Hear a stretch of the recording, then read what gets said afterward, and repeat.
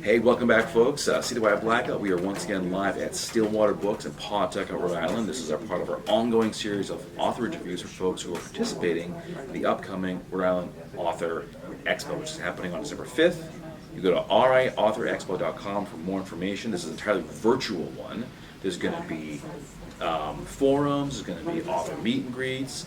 I'll be emceeing the event once again. That should be a really good time. And joining me right now is author David Orsini. I could list the number of books he has, but we only have so much time. So we're going to be focusing on his brand new book, which is called The Weaver of Plots. David, thank you for joining me. It's great to have you on the show. Well, I appreciate your inviting me, Max, and hello to everyone.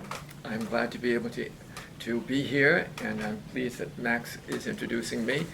I am a novelist, primarily. I write literary fiction, and thus far I've written 6 novels and a collection of stories and a novella. The Weaver of Plots is one of my recent novels, and it speaks to the Me Too movement and also to the Time's Up issues, in the sense that it is exploring the life of a woman who is mistreated by a young man, and it also explores her retaliation. And so that the novel does not portray the leading character, Charlotte Scott, as a goody two-shoes. She comes from a wealthy background. She's a student at Brown University, and she has fallen in love obsessively with Noah Blake, who is also a student at Brown. The novel actually opens in 1975 when Charlotte has become a very successful novelist, and she receives a letter from Noah Blake. It's the first time that she has heard from him in 15 years. In the intervening years, there have been many complications. While they were students at Brown, they entered into a relationship that he thought of as casual, though it was intense, and she herself felt he was the man for her. Previously, even at the age of 20, she had had 2 close relationships with young men, neither of whom she loved, but whose company she enjoyed. She's looking to Noah Blake not because she wants his money. She comes from an equally wealthy background. She's just fallen in love with him. He, in turn, is a freewheeling young man, very bright, just as she is a bright woman. And so that, in a sense, he's using her. And she uses him, too. And so they have a love affair for 2 years while they are students at Brown. Noah has told her from the beginning that their relationship is going to be conditional. It is going to be temporary. They'll hit the high spots, they'll spark their own lives, and they'll have a good time. What happens, though, is that when it comes time for their being graduated, he wants to move on. He's going to be at a graduate school in London, and he expects that she's going to go her own way. But 2 months before they are going to be graduated, she deliberately becomes pregnant. She thinks that will hold him to her. But he's hard-hearted, and so that he tells her to get rid of the baby. But she doesn't want to get rid of the baby because she feels even if temporarily he goes out of her life, that baby will be a bond. She still loves him in her own neurotic and obsessive way. And so that creates further complications, because in 1952, when she's being graduated from Brown, to become pregnant without being married was, at least in New England, a scandal. And so that she doesn't mind. She'll tough it out. If necessary, she'll be in Switzerland and have the baby there. But one of her former boyfriends, Stephen Bennington, who's also well-to-do, feels there might be an adventure in re-teaming with her, and he knows that she's carrying someone else's baby, but he feels, well, let's see what happens. And so that for 15 years, their relationship seems to be going very well, but then there are going to be other complications. In fact, there are earlier complications, because when Noah leaves her, attempts to leave her, he's going to be staying in the New England and in New York area for the summer months. And that's when he's compelled by his father to become engaged to Olivia Tanner, who, like Charlotte, is a debutante and comes from a rich family. The Blakes, Noah's family, and the Tanners, Olivia's family, have already merged their corporation, their steel corporation. And so they would like to solidify that big deal by having the marriage of the daughter and the son from those families. And so that Noah does eventually marry her, but not before a terrifying incident occurs at a summer party where Charlotte is still pregnant, and she commits a certain act that's violent and that actually could be deadly. But there are kickers in the plot, because yes, ultimately Noah does return to Olivia, and Charlotte makes something of a life with Stephen, and also becomes a famous novelist. She has two sons, one by Noah, Adam, and one by Stephen, Ryan. But there are other complications that occur, because later in his life, Noah wants to have a child, and so does Olivia. She has two miscarriages. The third time she does have a child, and that child lives for 9 years and then dies of a brain tumor. And Noah is heart sick, and he feels he'll go on, he'll tough it out. He and his wife Olivia have a troubled marriage. There have been infidelities on both sides, but they're going to stay with one another. But he's heart sick because he doesn't have a son and heir, or a daughter and heir that he really wanted. And then he remembers that Charlotte was pregnant, and he had heard that she had a son named Adam. What happens when finally he does arrange a meeting with Charlotte becomes something devastating to him. And in a sense, it merely intensifies Charlotte's need for vengeance. And her revenge, in a sense, recoils on her eventually. By the end of the novel, we're in 1975, and Adam, the son of Noah and Charlotte, is 22 years old. And it is only at that time that the conflict involving Noah and Charlotte and Adam, who doesn't know anything about Noah's being his father, that's all going to intensify and complicate the issues. The epigraph to my novel comes from St. Augustine, his Confessions, and it reads like this. It says, "I was held fast bound, not with exterior chains or irons, but with my own iron will. The enemy held my will, and of it he made a chain which bound me fast." And that actually applies especially to Charlotte, but also to Noah, because he had made life decisions when he was 22 years old that ultimately will influence the trajectory of the life that he would lead.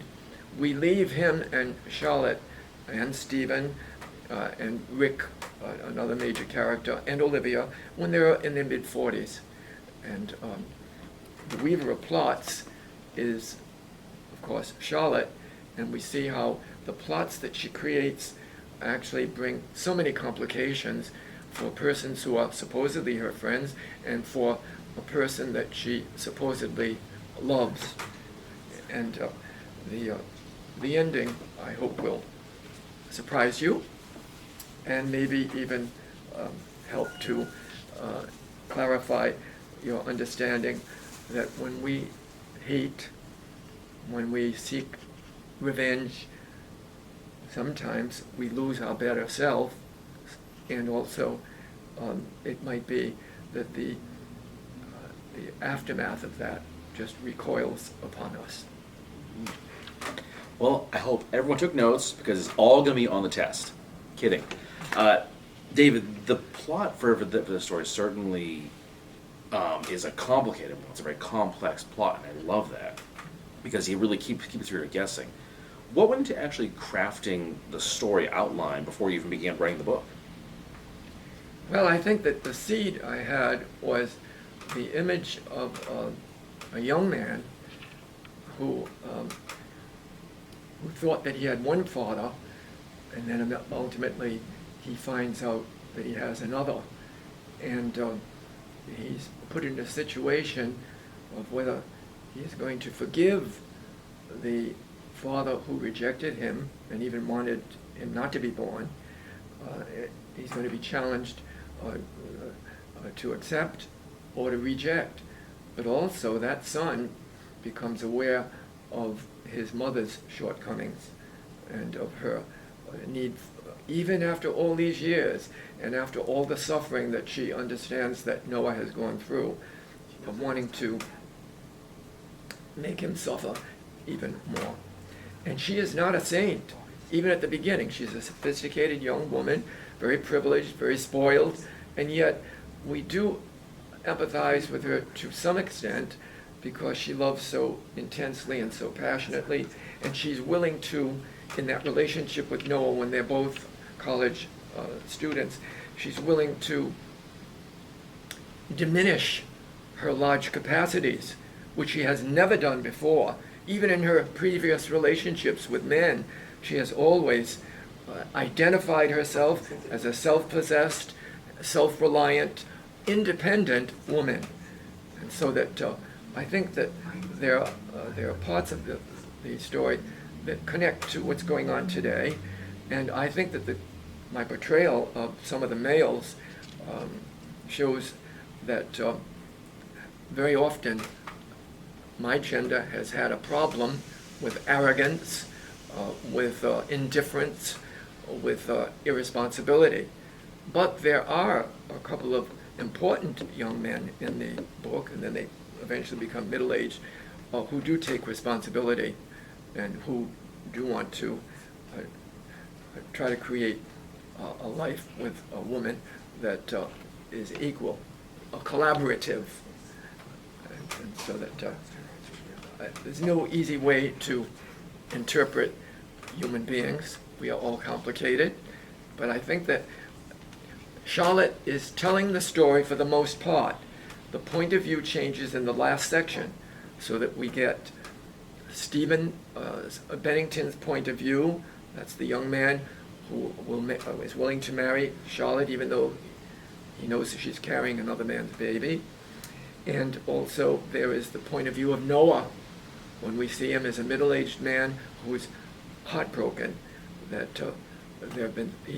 his life has been, and he's immensely successful as a corporate executive, but his life has been battered because of all of the disappointments where he and his wife Olivia have not been able to have children, and then they do have a son, and he dotes on him, and the son is just a marvelous young boy, a marvelous boy, who eventually dies of a brain tumor, and so that I think we're grief-stricken with Noah at that point. I think if there's any theme of transformation in the novel, and it is there, I think we see it through Noah, that he does change, and he suffers a great deal. So anyway, the seedbed was first of all that Adam, who doesn't appear in the novel until later. He's the son that Charlotte is carrying at the beginning. I should also mention that when earlier in the novel, when Charlotte learns that Noah is going to marry Olivia, after all, even after all of the manipulations that Charlotte has attempted to destroy Noah's relationship with Olivia, when she knows that that's going to go through, she does commit what is actually a crime, a violent crime, and there are repercussions. Both families hush up the scandal. and she remains very bitter after that. She's rescued by Stephen and makes a good life with him, but also she has immense success as a novelist, but still there burns in her soul the fact that even though Stephen is her husband and he had been her lover earlier, and another friend, Rick, had been her lover and she remains friends with him, the only man that she really loved, she tells herself, is Noah. And yet there is that love-hate confusion that propels her to do many things that she really shouldn't do. So anyway, meet her, and you might hate her. You might feel, well, she's a strong woman. She's doing what she feels needs to be done. You know, there have been many interesting characters in literature toward whom we feel ambivalent. But if we can feel some empathy toward them, or even some sympathy in spite of some of their wrongdoing, well, that might be a new experience for us too. Would you say Charlotte is a hero or a villain? Because she's doing all the plotting here, she's doing all the scheming. Is she a good person or a bad person? I think that it's hard to. I think that it's hard to say someone is a villain or a good person completely. Mm-hmm. In other words, we're all fallible. I'll call her a fallible human being, Mm-hmm. maybe more fallible than some. We have to remember, though, too, in the early sections of the novel, Noah is not a good young man. He's callous, hard-hearted, unsympathetic toward her needs when they were actually lovers for 2 years, and there's little fidelity in him. But it's amazing how we see him changing and suffering. And also, bitterness does live a long, long time in some people. So I think that she's a realistic character, this Charlotte Scott. And so that I don't want to call her a villain, but I'm not certain that you'd absolutely like her. I think some of the women in the audience who themselves have been mistreated will feel, yes, she is a speckled character, but at least she's not a weakling. And she's always striven to identify herself as someone who's not going to be a victim. Even when she's left in the lurch. Remember, this is 1952. Yes, she has the cushion of being from the right family and they're going to try to hide things and so forth. She doesn't know whether Stephen will marry her. He's the one who offers. She doesn't go to him. She expects to be in Switzerland, have the baby, and then she's going to come back to America, and she'll have the protection of her family, but she's not going to give her baby away. But as it turns out, Stephen helps her there, but that doesn't complete the complications. Mm-hmm. And so that, and I like the question that Max has asked. You might find after reading the novel that she is a villain, and so it's open to you. Mm-hmm. And but I will say one thing. One of the ads for the novel gives a very brief link to what's going on. A woman shoots the lover who has betrayed her. A man rejects his infant son and lives to regret it. A woman's revenge, yoked as it is to her love-hate confusion, makes her its prisoner. These are some of the episodes that propel the weaver of plots. So I hope you enjoy it. It's a literary fiction, and there are exciting passages, but you're the one who is the judge. I wrote it, but you are the one who will have to decide whether you like it or whether you feel, well, maybe it's a little too heavy. Mm-hmm.